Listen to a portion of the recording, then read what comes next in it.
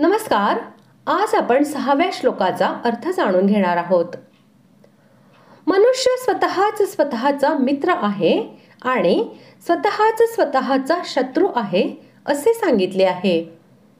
आता त्याचेच स्पष्टीकरण करण्यासाठी भगवंतांनी सांगितले आहे की कोणत्या लक्षणांनी युक्त असा मनुष्य स्वतःचा मित्र आहे व कोणत्या लक्षणांनी युक्त असा मनुष्य स्वतःचा शत्रू आहे. श्लोक 6. बंधुरात्मात्मनस्तस्य येनात्मैवात्मना जितः अनात्मनस्तु शत्रुत्वे वर्तेतात्मैव शत्रुवत्.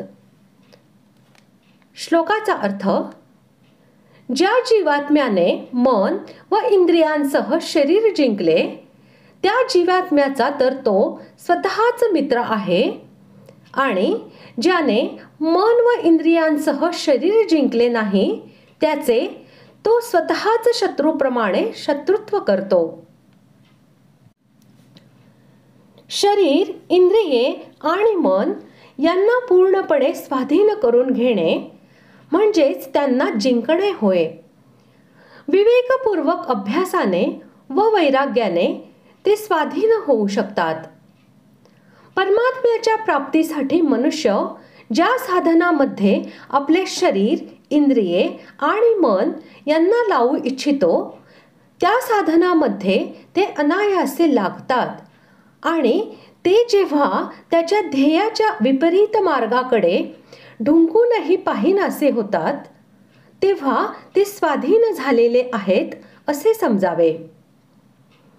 ज्या मनुष्याचे शरीर, इंद्रिये आणि मन हे त्याच्या स्वाधीन होतात तेव्हा तो मनुष्य अनायासे संसार समुद्रातून आपला उद्धार करून घेतो व परमानंद स्वरूप परमात्म्याला प्राप्त करून घेऊन कृतार्थ होतो.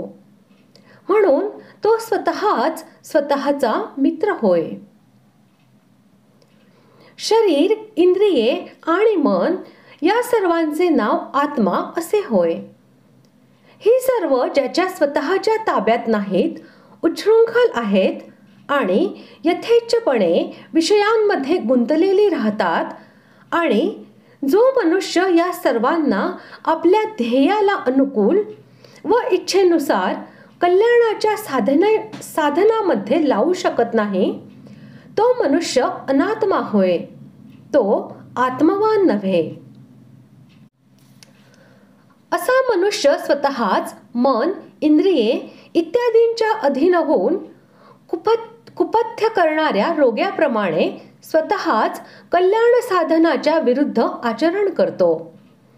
तो अहंता, ममता, आसक्ती, द्वेष, काम, क्रोध, लोभ, मोह इत्यादींमुळे प्रमाद, आळस आणि विषयभोगांमध्ये सापडून पापकर्मांच्या कठीण बंधनामध्ये पडतो.